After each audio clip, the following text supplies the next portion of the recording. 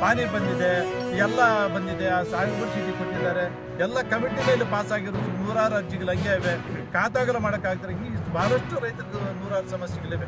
ಅಂಥ ಸಂದರ್ಭದಲ್ಲಿ ಅರಣ್ಯ ಅಧಿಕಾರಿಗಳು 5 ತಿಂಗಳಿಂದೇನೋ ಏನಪ್ಪ ಇದು ನಮಗೆಲ್ಲ ಸೇರ್ಬಿಡ್ತಾ ಇರುತ್ತೆ, ಎಲ್ಲ ನೀವು ಡಾಕ್ಯುಮೆಂಟ್ ತಗೊಂಡ್ಬನ್ನಿ. ಯಾವ ಆದೇಶ ಪ್ರಕಾರ ಅವ್ರು ಡಾಕ್ಯುಮೆಂಟ್ ಬೇರೆ ನಂಬರ್ಗೆಲ್ಲ ಕೊಡ್ತಾರೆ? ಏನು ಕಾನೂನು ಇದೆ ಅವ್ರಿಗೆ? ಏನು ಅವ್ರದ್ದು ಸಂತಾನ ಜಮೀನು? ಈಗ ನಿಮ್ಮ ಡಾಕ್ಯುಮೆಂಟ್ ತಗೊಂಬರ್ರಿ ಅಂತಾರೆ. ಅವ್ರ ನಂಬರ್ ಅವ್ರು ಏನಿದೆ ಕಾಂಪೌಂಡ್ ಅವ್ರು ತಗೊಂಬರಕ್ಕೆ ಕೇಳಿ, ಅವ್ರೇನು ಗಿಡ ನಾಡ್ತಾ ಇದ್ರು ಬರೀ ಕೇಳಿ, ಅವ್ರ ಕಾಂಪೌಂಡಿಗೆ ಅವ್ರು ಬರೀ ಕೇಳಿ, ಅವ್ರ ಮೇಲೆ ಕೇಸ್ ಮಾಡಿ ಯಾರಾದ್ರು ಉಂಟು. ಅಷ್ಟು 40 ವರ್ಷ ಆಯ್ತು ಇವ್ರು ಯಾರು ಬರಲ್ಲ, ಯಾರೋ ಬರ ಅರಣ್ಯ ಅಧಿಕಾರಿ. ನಮ್ಮ ರೈತರು ಎಷ್ಟು ಚೆನ್ನಾಗಿದೆ. ಇದನ್ನು ಈ ಅರಣ್ಯ ಬಂದು ತಾಲೂಕಿನಲ್ಲೇ ಮೊಟ್ಟ ಮೊದಲನೇದು ಗ್ರಾಮ ಅರಣ್ಯ ಇಲಾಖೆ ಅಂತ. ಆ ಗ್ರಾಮಗಳು ಈ ಊರಿಗೆ ಒಂದು 4-5 ಗ್ರಾಮಗಳು ಸೇರ್ತವೆ. ಆ ಗ್ರಾಮಕ್ಕೆ ಅರ್ಧ ಭಾಗ, ಈ ಫಾರೆಸ್ಟ್ ಅವ್ರಿಗೆ ಅರ್ಧ ಭಾಗ, ಗ್ರಾಮಸ್ಥರೇ ಅರಣ್ಯ ಭಾಗ ನೋಡ್ಕೊಳ್ಳುವಂಥದ್ದು. ಒಂದು 30 ಎಕರೆ ಅಂತ ಹೇಳ್ಬಿಟ್ಟು ಒಂದು 90 ಎಕರೆ ಅಂತ, ಸುಮಾರು 200 ಎಕರೆ ಮೇಲೆ ಇದೆ. ಇದು 200-300 ಎಕರೆ ಇದೆ. ಹೌದು, ನಾವೇನಾದ್ರೂ ತಟ್ಟೆಗೆ ಹೋಗಿಲ್ಲ. ಆದ್ರೂ ರೈತರು ಈ ಭಾಗದಲ್ಲಿ ಆ ಭಾಗದಲ್ಲಿ ಎಲ್ಲಿ ಭಾಗ ಸೇರ್ತಾರೆ ಅವ್ರು ಎಲ್ಲಿ ಸೇರಿಸಿದ್ದಾರೆ, ಯಾರು ಸೇರಿಸಿದ್ದಾರೆ, ಯಾವ ಮಟ್ಟದಲ್ಲಿ ಸೇರಿಸಿದ್ದಾರೆ, ಅದು ದಾಖಲೆ ಸಮಾತ ನಮ್ಮ ಅರಣ್ಯ ಅಧಿಕಾರಿಗಳು, ನನ್ನ ರೆವಿನ್ಯೂ ಅಧಿಕಾರಿಗಳು ತಗೊಂಡ್ಬರಬೇಕು. ಇದನ್ನು ತಕ್ಷಣವನ್ನು ಮಾನ್ಯ ದಂಡಾಧಿಕಾರಿಗಳು, ಮಾನ್ಯ ಅರಣ್ಯ ಅಧಿಕಾರಿಗಳು, DYSP ಸಾಹೇಬರು ಒಂದು ಕಮಿಟಿ ಮಾಡಿ ನಮ್ಮ ರೈತರಿಗೆ ಅನುಕೂಲ ಮಾಡಿಕೊಡ್ಬೇಕು. ಇಲ್ಲದಿದ್ದಂಥ ಸಂದರ್ಭದಲ್ಲಿ ಈಗ ನೇರವಾಗಿ ಅಂತ ಇದೆ, ಇದೇ ಶಾಂತಿಯುತವಾಗಿ 2-3 ವರ್ಷಗಳು 4-5 ಸುಮಾರು 16 ವರ್ಷಗಳು ಶಾಂತಿಯುತವಾಗಿ ಹೋರಾಟ ಮಾಡಿದ್ದೀವಿ. ನಮ್ಮ ಜಮೀನು ಹೋದರೆ ನಮ್ಮ ತಾಯಿನ ಕಲ್ಕೊಂಡಂಗೆ ಆಗುತ್ತೆ.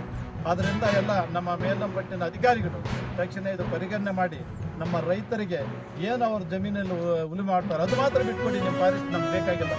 ಅರಣ್ಯ ಸಂಗಮ ಪೀಠವನ್ನು ನಮ್ಮ ಎಲ್ಲ ಧರ್ಮದರ್ಶಿಗಳು, ಈ ಸಮಾಜದ, ಈ ರಾಜ್ಯದ ಸಮುದಾಯ ಒಂದು ತತ್ವ ಆದರ್ಶದ ಮೇಲೆ ಈ ಪೀಠವನ್ನು ಕಟ್ಟಲಾಗಿತ್ತು.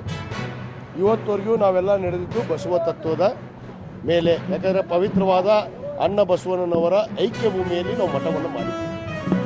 ಇದನ್ನು ಮಾಡುವಂಥ ಸಂದರ್ಭದಲ್ಲಿ ನಮ್ಮೆಲ್ಲ ಹಿರಿಯರು ಯಾವುದೇ ಪೂಜ್ಯರು ಬಂದರೂ ಕೂಡ ಅದು ಬಸವ ತತ್ವದ ಆಧಾರದ ಮೇಲೆ ಅವರು ನಡಿಬೇಕು, ಅವ್ರು ನಡೆ ಇರಬೇಕು, ನುಡಿ ಇರಬೇಕು, ಆ ತತ್ವವನ್ನು ಪಾಲನೆ ಮಾಡುವಂಥವರೇ ಬೇಕು ಅಂತೇಳಿ ನಾವು ತತ್ವವನ್ನು ಅವ್ರನ್ನ ಬಸವ ಜಯಮೂರ್ತಿಯವರು ಇಲ್ಲಿ ಪೀಠಕ್ಕೆ ಕೂಡಿಸಿದ್ದು.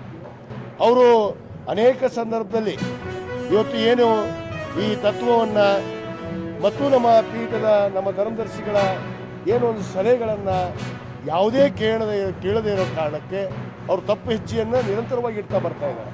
ಇವತ್ತಲ್ಲ, ಹಲವಾರು ವರ್ಷಗಳಿಂದ ನಡೆದಿದ್ದು. ಇದನ್ನೆಲ್ಲವನ್ನು ಗಮನಿಸಿ ಅವರು ಹಲವಾರು ಬಾರಿ ನೋಟಿಸ್ ಕೊಟ್ಟಿದ್ದಾರೆ. ಅವ್ರ ಹತ್ರ ಉತ್ತರನೂ ಪಡೆದಿದ್ದಾರೆ. ನಮ್ಮ ಹತ್ರ ಉತ್ತರಗಳು ಅವ್ರು ಸರಿಯಾಗಿ ನಡ್ಕೊಂಡು ಹೋಗ್ತೀವಿ ಅಂತ ಉತ್ತರನೂ ಪಡೆದಾರೆ. ಇವತ್ತು ನಾವು ಪದೇ ಇದನ್ನೇ ನೋಡೋದಾಯಿತು, ನಮ್ಮ ಮೇಲೆ ಆರೋಪ ಮಾಡೋದಾಯಿತು. ಈಗ ನಾನೊಬ್ಬ ಅಧ್ಯಕ್ಷನಾದ ಮೇಲೆ ನಾನು ರಾಜಕಾರಣಿ ಅಂತ ಗೊತ್ತಿದ್ದು ನನ್ನ ವಿರೋಧಿಗಳು ಗುಂಪು ನಡೆಸಿ ರಾಜಕಾರಣ ಮಾಡೋಕ್ಕಿರ್ತಾರೆ. ಇವತ್ತು ರಾಜಕಾರಣನೇ ಮಾಡ್ತಾ ಇದ್ದಾರೆ.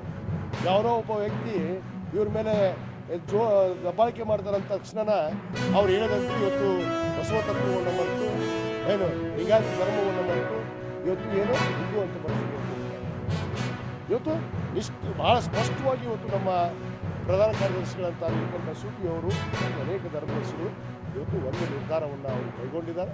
ಇವತ್ತೇನು ಅವರನ್ನು ಈ ಪೀಠದಿಂದ ಇವತ್ತಿನಿಂದಲೇ ಈಗಿಂದಲೇ ಅಲ್ಲ ಅನ್ನೋದನ್ನು ಭಾಳ ಸ್ಪಷ್ಟಪಡಿಸಿದ್ದಾರೆ. ಅದರಂತೆ ಇವತ್ತು ನನ್ನ ವೈಯಕ್ತಿಕ ನಿರ್ಣಯ ಅಲ್ಲ, ಇದು ನಮ್ಮ ಪೀಠದಲ್ಲಿ